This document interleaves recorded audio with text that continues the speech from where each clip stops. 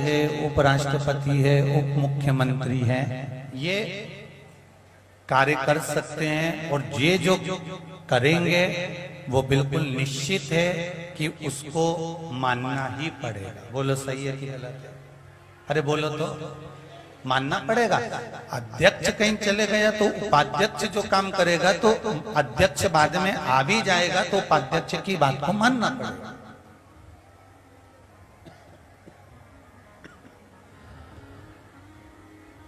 मुख्यमंत्री अगर कहीं चले गया तो उप मुख्यमंत्री जो कार्य कर देगा तो वो मुख्यमंत्री को मानना पड़ेगा। राष्ट्रपति कहीं चले गए, उपराष्ट्रपति ने अगर कोई बात कर दी है तो राष्ट्रपति को वो बात मानना पड़ेगा। उसी तरह हम वैकुंठ नहीं गए, ना आप वैकुंठ गए, पर शिव महापुराण का पार्वती खंड कहता है, शंकर भगवान से जब माता पार्वती ने प्रश्न किया था और गणेश जी महाराज ने माता पार्वती से श्रीशैलम में जो प्रश्न किया था उसमें एक प्रश्न था कि संसार के लोग सब वैकुंठ नहीं जा सकते तो उनको वैकुंठ का दर्शन कहाँ हो सकता है। तो वो कथा 3 प्रश्न में से एक प्रश्न की यहाँ आती है कि वो वैकुंठ है, उसका पता नहीं कि जाएंगे कि नहीं जाएंगे, पर शिव महापुराण की कथा उपवैकुंठ है, जो चले गया तो परमात्मा को मानना था।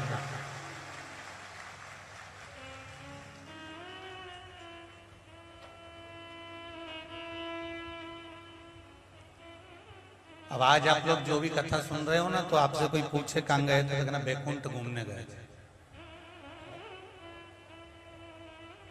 शिव पुराण,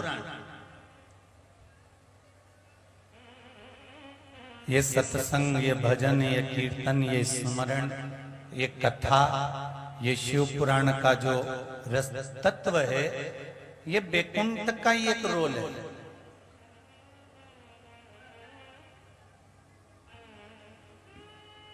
ये वैकुंठ का ही एक स्वरूप है।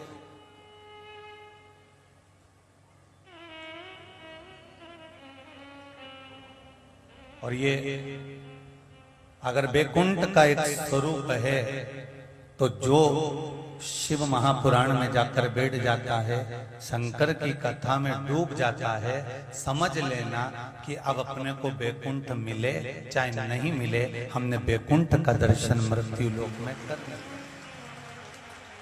अब मिल गए। इससे ज्यादा हमें और कुछ भी नहीं चाहिए।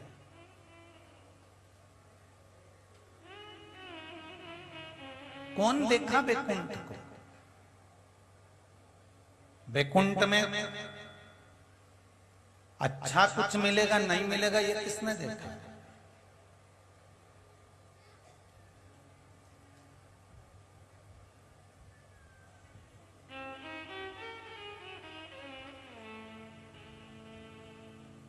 अमीर व्यक्ति में और गरीब व्यक्ति में एक अंतर बहुत बड़ा है।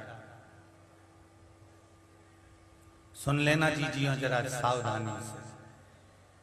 अमीर व्यक्ति अपना शौक पूरा करते करते करते करते करते करते एक दिन टेबल पे बैठ जाता है और शौक के चक्कर में शोक सभा हो जाती है। ध्यान रखना, शोक सभा कभी कभी गरीब व्यक्ति के घर में नहीं होती। शोक सभा हमेशा अमीर की नहीं होती, क्योंकि इसके शौक बहुत है। और इतने शौक है ना इसके कि ये एक शौक पूरा करता है दूसरे शौक में लग जाता है, दूसरा शौक पूरा करता है तीसरे में लग जाता है, तीसरा शौक पूरा करता है चौथे में लग जाता है, चौथा शौक पूरा करता है पांचवें में लग जाता है। और वो शौक पूरा करते करते करते करते ही एक दिन, अरे बोलो तो जम के शोक सभा हो जाती है कि श्रीमान जी निपट गए, सब हरा पूरा घरा पूरा सब परिवार में यही छोड़ के चल गए। अच्छा ये बोलते जरूर है सुख सभा वाले, बहुत अच्छे थे, सब यहीं छोड़कर चले गए, हरा पूरा भरा पूरा सारा परिवार छोड़ा और चले गए। अब इतनी बात जितने लोग खड़े ना जिनके सामने सुख सभा हो रही है कि ये भरा पूरा परिवार छोड़ के चले गए, इतनी सी बात अगर पकड़ लेना तो जिंदगी पूरी स्माइल कर कर कर जीना चालू कर दे कि वो बेचारा भरा पूरा परिवार छोड़कर चले गया तो एक ना एक दिन तो मुझको भी जाना पड़ेगा, इसलिए रोकर जिंदगी क्यों जीऊं, मुस्कुरा कर क्यों ना जी ले। ये जीवन अलमस्त है, इसको मुस्कुरा कर जिया जाए, ये फिर मिलेगा नहीं मिलेगा। जी जी दूसरी बार की गारंटी नहीं है कि तुम नारी बनकर जन्म ले लोगी, कोई पुरुष बनकर जन्म ले लेगा, कोई मनुष्य बनकर जन्म ले लेगा। ये नहीं मालूम कि अपन छिपकली बनेंगे कि जुआ बनेंगे, ये तो नहीं मालूम कि कुत्ता बनेंगे कि गधा घोड़ा बनेंगे, ये किसको मालूम।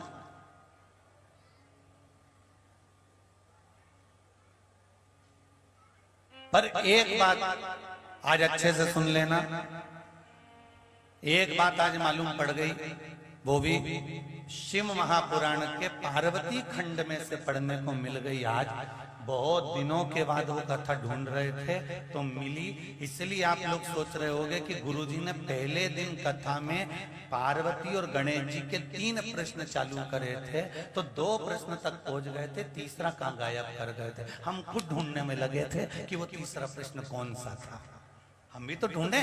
तब तीसरा प्रश्न मिला, माता पार्वती से श्री शैलम की पर्वत पर मल्लिकार्जुन में भगवान श्री गणेश जी महाराज पार्वती जी से पूछ रहे हैं कि संसार में रहने वाले मानव को बैकुंठ का दर्शन कैसे होगा।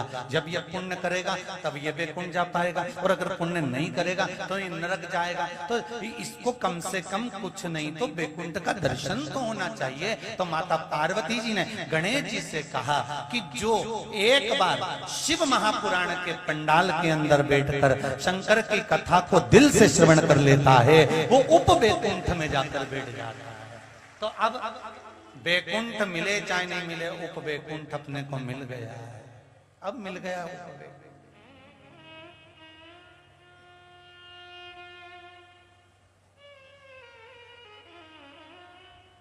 अब नहीं चाहिए अपने को बैकुंठ, अब तो जब टीवी खोलूं, आस्था चैनल चलाऊं और शिव महापुराण की कथा देखने को मिल जाए, हमारी जिंदगी संवर जाए, मैं बैकुंठ पहुंच गई, बस बहुत इतना स्मरण बहुत।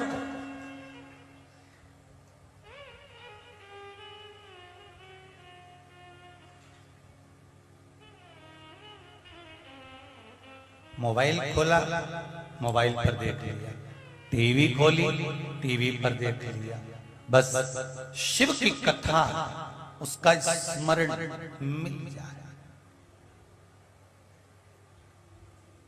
लोगों ने शिव महापुराण के चक्कर में शाम को नाटक देखना बंद कर दिया, मन ही नहीं करता नाटक देखने का। क्या क्या देखा? तो हमने 1-2 लोगों से पूछा तुम आजकल नाटक नहीं देखो, तो क्या सीवर वाला महाराज इतना नाटक करे? नाटक देखो, नाटक देखने की जरूरत क्या है? महाराज शिव भक्ति का मूल है।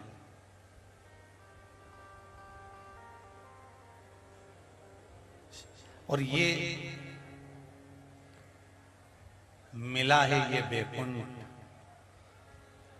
शिव महापुराण की कथा।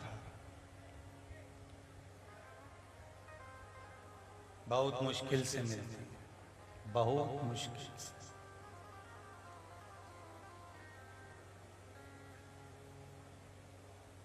और अब कोरोना महामारी के बाद आप लोग जब से शिव भक्ति में डूबे हो, 19 से कथा तो बहुत पहले से चल रही है, पर आप जब से जागो तब से समझ लो कि आप जागे हो।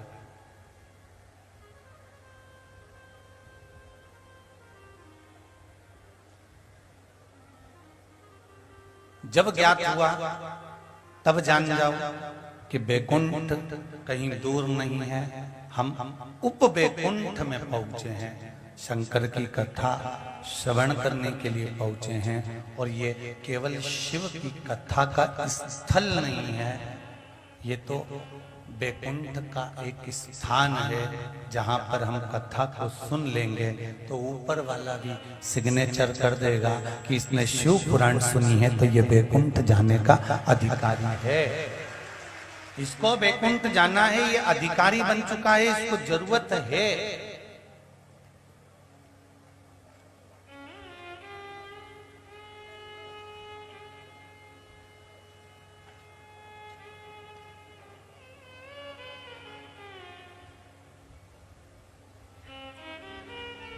हम बच्चों पर दबाव नहीं देंगे कि बच्चे लोग 24 घंटे भगवान का भजन करें।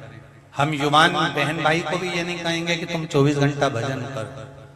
हम बहू बेटा को भी नहीं बोलेंगे कि तुम 24 घंटा भजन करो। और हम तो आपको भी नहीं कहेंगे कि आप भी 24 घंटा भजन करो। आप तो एक काम करो, सारी समस्या का हल एक लोटा जल। बस सवेरे से उठो, अगर शरीर में रोग है, बीमारी है, तकलीफ है, तो सूर्य नारायण को एक लोटा जल चढ़ाना प्रारंभ करो। उसकी धार में से अपनी उस किरणों को देखो सूर्य की, उससे शरीर का रोग मिट जाएगा। और एक लोटा जल भगवान शिव को समर्पित करना चालू करो, सुख मिल जाएगा।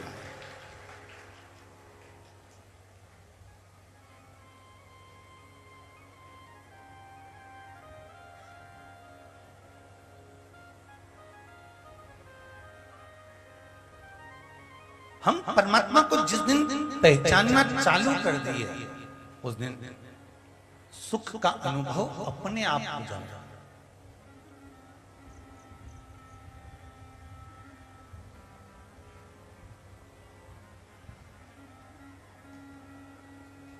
दो जगह ऐसी है जहां हमको बिन बुलाए जाना पड़ता है। एक भगवान की कथा, वहां से भी कोई निमंत्रण नहीं आएगा। आपका मन करे, मालूम पड़ जाए तो जाना पड़ता। और दूसरे नंबर पर है शमशान, वहां से भी निमंत्रण नहीं आता। सूचना मिल जाती है कि कोई था, चले गया, तो फिर हमको जाना पड़ता है। एक कथा, प्रभु की कथा में, परमात्मा की कथा में, शिव कथा में, राम कथा में, भागवत कथा में, परमात्मा के सत्संग में, कीर्तन में, हम वहां से भी निमंत्रण नहीं आता। ये दो जगह ऐसी है जहां बिन बुलाए कोई बुलाने का निमंत्रण नहीं होता और हमको जाना पड़ता ही है। एक सत्संग कथा और दूसरे नंबर पर संसार। वो हमारे परिचित थे, चले गए, जाना पड़ेगा। मतलब वहां से निमंत्रण नहीं आया, पर अपने को जाना पड़ेगा। अपने को वहां तक पहुंचना है।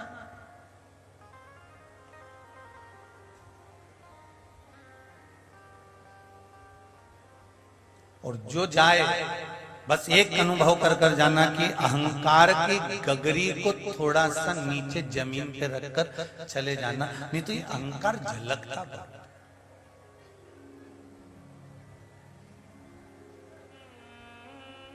एक भजन में एक लाइन गाई जाती है, महाराज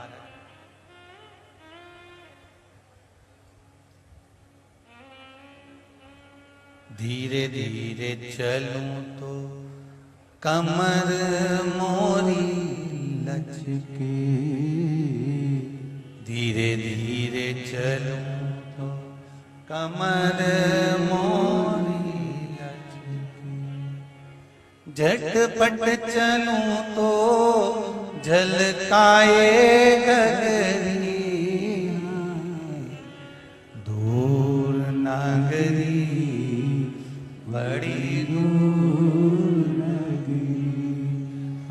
अब देखिए, ये भजन किसी दूसरे के लिए नहीं बना, ये भजन अपने लिए बना। कहाँ जाने की बात चल रही है? परमात्मा के द्वार। अगर धीरे चलते हैं तो कमर लचकती। कमर क्या है? काम, लोभ, विषय, वासना, आसक्ति, तृष्णा, ये लचकने लगता है। और अगर झटपट चलूं तो झलकाए गगरी। ये झलक किसकी गगरी रही है? तो का अहंकार झलक रहा है।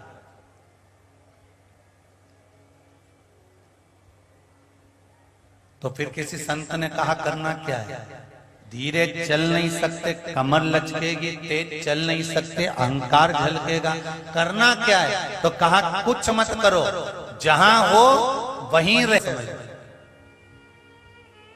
मनी तो कंट्रोल में नहीं आता।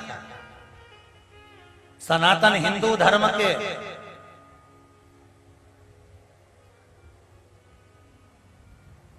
पांच सौ 52 त्योहार हैं। कितने हैं? जम के बोलो जरा। सनातन हिंदू धर्म के 552 त्योहार हैं।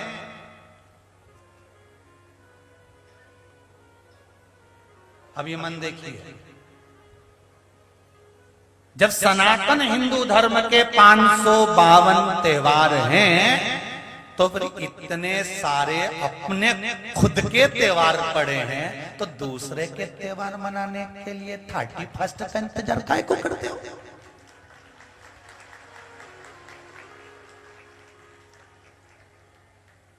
जब सनातन हिंदू धर्म के 552 त्योहार हैं,